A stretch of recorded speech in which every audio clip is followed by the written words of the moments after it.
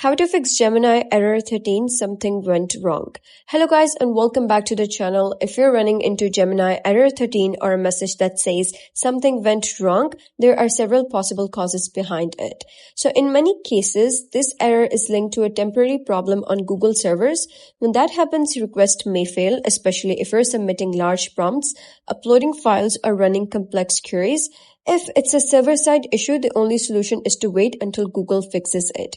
Another common cause is an overloaded conversation. When a chat becomes too long or complicated, Gemini may struggle to keep track of the context and stop responding properly. So starting a fresh conversation often fixes this instantly.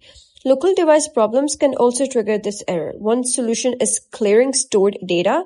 So you can head over to settings and simply find Gemini application, offload the application and reinstall it. If clearing data doesn't help, uninstalling and reinstalling the app from the Play Store or App Store can reset everything and eliminate corrupted files.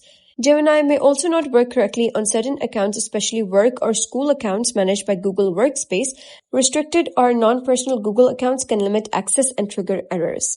A weak or unstable connection can also cause Gemini to fail, so try switching between Wi-Fi and mobile data to see if performance improves.